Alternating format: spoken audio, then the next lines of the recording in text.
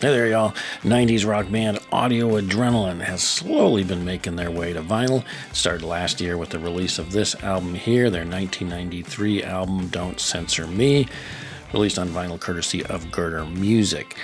I'm finally just getting around to picking up my copy of it, and it just arrived in the mail the other day. We'll take a look at it today. Coming right up. Stay where you are.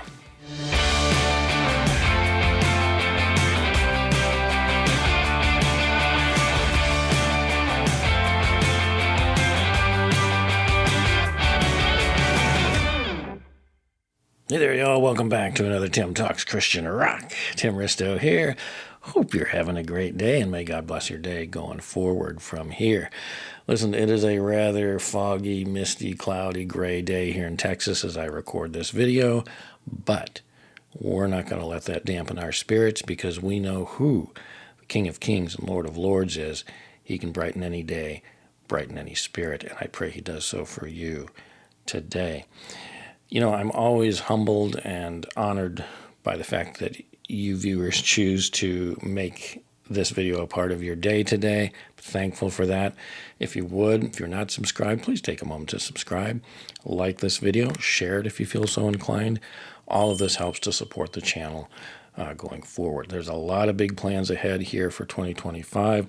A lot of things that I'm ramping up and going to be releasing here in the first quarter in particular. So lots to come, lots of new stuff, improved production quality, all sorts of things coming up ahead. So your support makes a big difference, and I appreciate it. I can see by the analytics, a lot of people keep returning to watch videos here on my channel but aren't subscribed. Take a moment, hit that subscribe button. It really does make a difference, and I appreciate it. I'm very grateful for all of my supporters here on the channel. Where are my 90s Christian rock fans, huh? So many great bands that came out of the 90s. I, of course, started in Christian rock back in 83, 84, somewhere around there. A lot of the 80s bands, of course, are my favorite. I continued on into the 90s and into the early 2000s before I kind of started to look at other secular forms of music and got into some more of that. Always was with Christian rock, but kind of drifted away a bit and came back around in probably the last decade or so. And I've really enjoyed getting back into it again, catching up on a lot of stuff I missed. But I did follow bands into the 90s for sure. Bands like Grandma Train, Plank Eye, of course, DC Talk, so many others. Certainly one of those was Audio Adrenaline. Loved Audio Adrenaline. Saw them live. Just a fantastic band. Kind of, as I refer to them, the 90s version of a White Heart or a Petra in that regard, but just a solid band. They recorded from about 91 to 2007 with probably the most well-known version of the band, and then they came back for a couple of other albums in the mid-2000s, 2010s, I think, with a couple albums, each with a different lineup of the band. But this lineup here is the one that is most well known for the band, and that's the lineup from this Don't Censor Me album, which, as I mentioned, finally is getting a vinyl release. None of Audio A's albums, to my knowledge, ever had a vinyl release. You know, this was the 90s. Vinyl was not big then. So Girder Music took it upon themselves to start releasing Audio A albums on vinyl. Their first one was, as I mentioned, last year in 2024, I think about the spring. This one came out. Their 1993 album, which was their second album, got released last spring via Girder Music on a nice vinyl edition. We're going to take a look at that here very shortly. I'll show you off the vinyl, which I finally, as I mentioned, got around to picking up just this year after eyeing it since last spring. I had so many other purchases that got prioritized ahead of that. But this was on my radar for a while. I was like, I gotta get that. So I picked it up here, and it just came probably 3 days ago or so. I've had a chance to listen to it, so we'll talk all about that. But first, just for a little context, Don't Censor Me is very much a 90s album, kind of a product of its time, perhaps a little dated sounded, but it's great 90s rock mixed with some hip-hop and rap influences, and also kind of experimenting with some other styles of music, everything from some 90s grunge in there, to even some Beach Boys sounding music, to ballads, to straight ahead rock. A lot of different stuff that they were kind of experimenting with in terms of their musical sound, musical palette on this album. For those of you that followed them, this was their first album here, Audio A. I have on CD. This was from 92. So this was their first album. Don't Censor Me in 93 was their second album. This one, as I've mentioned in other videos before, is kind of more of a very youth groupy kind of music, a little more schmaltzy. It had, the start of their sound, which they're really trying to refine and develop here in Don't Censor Me, their second album. And again, to their credit, it's a big step up on this album. Musically, lyrically in their writing, and certainly in production values as well too. It's a big step up from this first album, which again, there's a couple tracks off of this one I like, but this one definitely is a much more mature album on a number of levels. Their lyrics here are still very direct and very on point, kind of no nonsense, straight ahead, bold in their faith, and which really goes along well with the theme, the title of the album, and the theme, Don't Censor Me. Which is still actually a very, very relevant theme today, as it was back when they, released this album in 93. But it takes on a little different context today than it did back then. But it's just kind of refreshing as I listen to the album just to see how, clear-cut and direct their messaging is. Today there seems to be a little more sometimes kind of hidden layers of meaning in some songs. Here they were just kind of bold and direct and straightforward and no nonsense. Very refreshing in some ways to listen back to stuff from 93. Kind of distinctive in many ways. But let's go ahead and take a look at the vinyl first, and then we'll talk more in detail about it. All right, here we go. Here is the vinyl release of Audio Adrenaline, Don't Censor Me, thanks to Girder Music. It is so nice to be holding a vinyl copy of an Audio Adrenaline album in my hands. Really, really good stuff. So let's take a look at this. Start with the cover art here, which is a exact match or replica or duplication or copy, however you want to say it, of the original cover art that came on the CD. So it's not revised cover art or anything like that. This is how it looked on the original CD, as is the back, I believe, too, which pretty much is a reproduction of the back of the CD. I don't have the original CD at this time. I am looking on eBay to get a used copy. There's a number available there.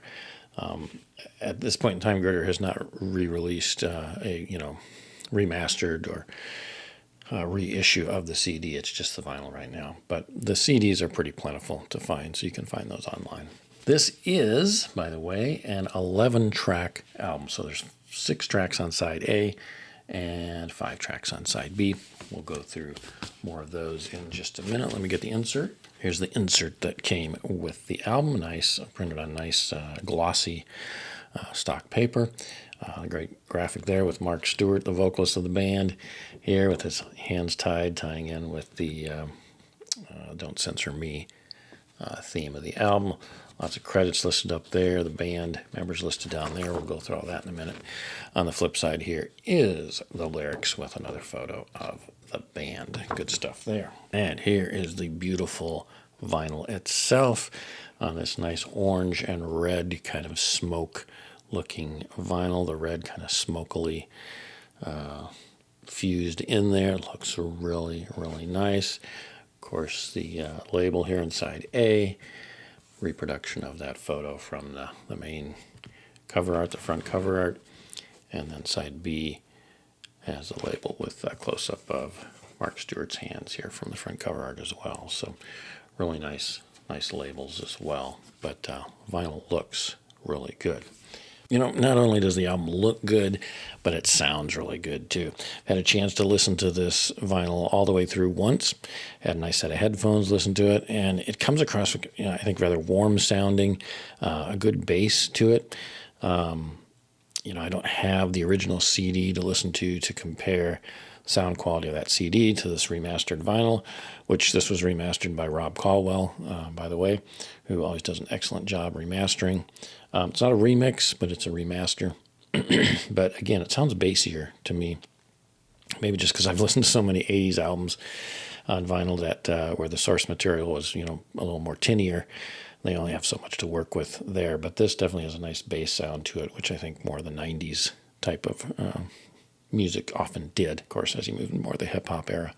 But sounds really good. Like the sound of this album. Sounds excellent in terms of its sound quality. All right, so let's start talking about the songs, the individual tracks on this album. There were a number of popular songs that came off of this album. I forgot actually how many memorable tunes came off of here until I listened to this again. Big House certainly was probably their biggest hit at this point in time, their first real hit as a band. And they did a music video for that one. It was playing all over ZTV, the Christian MTV of that day. So that one got a lot of airplay and video airplay as well. And it's a good song. Kind of a little more popish rather than rockish, but it was a good track. I think it was kind of friendly for both the rock crowd of the time, but also most definitely for Christian radio and, of course, like I said, ZTV. AKA Public School, a little more of a rocker, was another hit.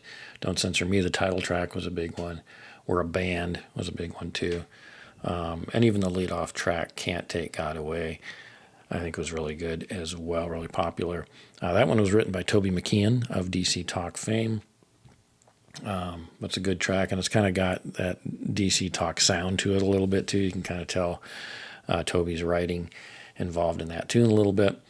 And then My Worldview actually features a cameo appearance by Kevin Smith of DC Talk. And you can definitely distinctly tell his vocals in that song. So there's some DC Talk crossovers here, you could say, in a couple of areas, and of course hearing the hip hop and rap vibes influences throughout a number of the songs on the album too. It's kind of again the '90s. After you had that, wasn't it the Aerosmith and was it Run DMC did that crossover song that kind of became real popular. Then the '90s, there was a lot of bands trying to kind of emulate that success and do a little more of the mix between rock and hip-hop. And you get that influence, that vibe going on throughout this particular album, too, on a number of tracks. But for the most part, most of it works really well, and it's kind of neat stylings. Again, a little dated. It kind of dates the album.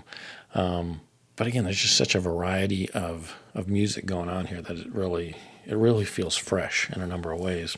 Okay, as far as some of my favorite tunes off of this album, I do like the opening track, Can't Take God Away, that was written by Toby McKeon. I think that's a good, strong starting track for the album. It's a good one. I like it. And again, most all of these songs play into this theme of the album. They're all kind of directly tied in pretty much to the Don't Censor Me theme, which is really cool. The songs, too, again, as I mentioned earlier, are just very direct. The message is clear. There's not really a lot of hidden meaning in these songs. The lyrics are straightforward. You know where the band is coming from in terms of their message, and it's about living your faith boldly in the world. And so it's real clear cut. Again, just kind of refreshing. The message is there. It's just straightforward, just very bold. But probably my first real favorite track on the album would be the second track there, AKA Public School, which I think just has a good, you can tell it's kind of got the audio adrenaline sound to it really coming into play, but it does have some hip-hop and rap influences in it, but it's just really strong too, and it's a good rocker on a number of levels. Really like that song. It's catchy, good hooks to it, really good track. Soulmate I actually like a lot too. It's kind of much more of a smoother hip-hop feel to it.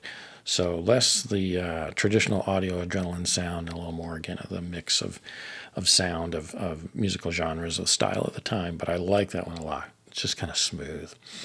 My Worldview with Kevin Max's vocal contribution on it is really good too. I do like that one. Big House, of course, again, more of a pop-leaning song, but I do like that one. I still remember that music video. I think the guys were out dancing around by the pool and stuff like that at a house. But good track, good, memorable hooks to that one too. Jesus and the California Kid, kind of a little quirky title on that one, but I love Love that track. That's got more of the Beach Boys vibe to it and influences to it. It's kind of a Beach Boys pop rock tune. But I like it. I think it's fun. It's a fun one for sure. Then the title track, Don't Censor Me, really good one. Again, great strong message. Let Love is probably one of my least favorite. I think it's a mellower one if I remember correctly. That one, and then Rest Easy, which comes another track or two down the road. Kind of not my favorite tracks. They're a little more ballad-like, I think, and just probably not as strong musically for me as tracks on as the other tracks on the album are. We're a Band is a great track. Love that one. Again, very catchy and lots of good hooks on that one. And then the final track, My Scum Sweetheart. I like that one a lot too, actually, about just kind of relationship with the world being a sweetheart, kind of scummy sweetheart. This kind of love-hate relationship with the world, and how we need to learn to move on, of course, to live a new life in Christ. But that daily battle we have with the flesh and with the world. So it's kind of a neat analogy, the way that song is written. But I do like that one. And that one, to me, kind of has more of the sound of what I think Audio Adrenaline becomes, especially on the next album, Bloom, and going forward from there. So it's ironic that the last song, if you go through this whole album of a variety of styles and musical leanings, ends up with a song that really kind of starts to move in the direction that they're gonna do. So again, in some ways, an experimental album as they're still refining and defining their style. But boy, the journey's well worth taking because it's fun to listen to, and just a lot of great musical tracks on here. Now, I'd be remiss if I didn't talk about all the talent involved on this album. So let's talk briefly a little bit about that. First, of course, about the band lineup. You've got, Mark Stewart on vocals. Mark Stewart. Barry Blair on guitars, who he left, I think, right before the Zombie era. So he was for the first 3 albums, I think, through Bloom, and then beginning with Some Kind of Zombie. You had Tyler Burkham, I think, take over through the end of this this lineup's era of 2007. But Barry Blair was on guitars here for the first, second, and third album. Will McGinnis was on bass. He, of course, outlasted Mark Stewart even. He was up through Kings and Queens, I believe, that album. He was the only original band member that made it to that album. And then you have Bob Herdman on keyboards, who I think was throughout the whole career of the band through 2007. But anyway, that's the lineup. Great lineup. And a great version of the band for sure. All incredibly talented. Mark Stewart, of course, left the band in 2007. The band kind of shut down at that point because of vocal issues that Mark Stewart has. There's a book out by him that's apparently really good. I need to read that and feature that in a review coming up. But the band, obviously, huge talent. What else? We have, let me check my notes here.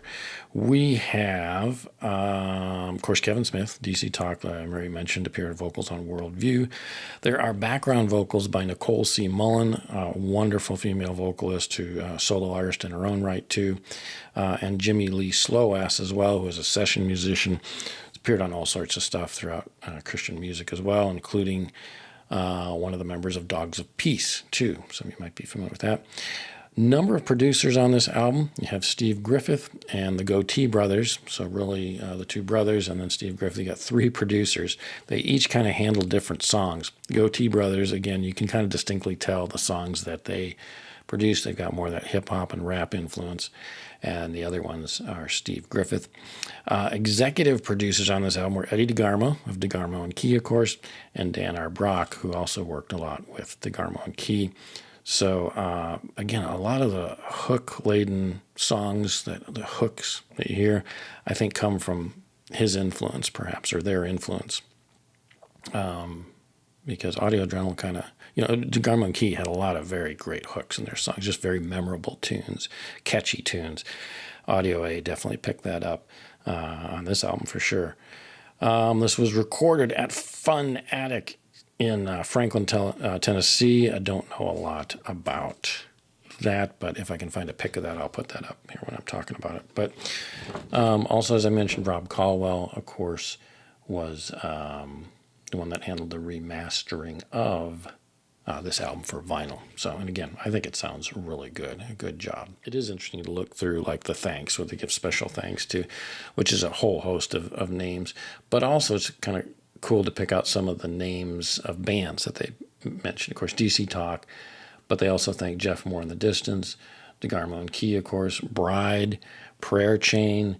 Yeah, some of those are the ones that really stand out for me. I caught those names. I was like, that's interesting. I don't know if they were just thanking them for their influence as bands, or, of course, like DC Talk, where they were involved more directly in the album. Don't know all the details of that, but I think that's pretty cool. Great to see them, paying homage and thanks to the influence of others. All right, so there you go. There is a quick overview of Audio Adrenaline's Don't Censor Me, newly released on vinyl. Well, newly released as of last spring, but I just got my copy, so thought we'd go over it. If you haven't yet picked it up and you're a fan of Audio Adrenaline, definitely pick this up. It's a good quality vinyl release. I love it, up to Girder's usual standards, and of course that beautiful orange and red vinyl, smoke vinyl edition. So pick it up if you can.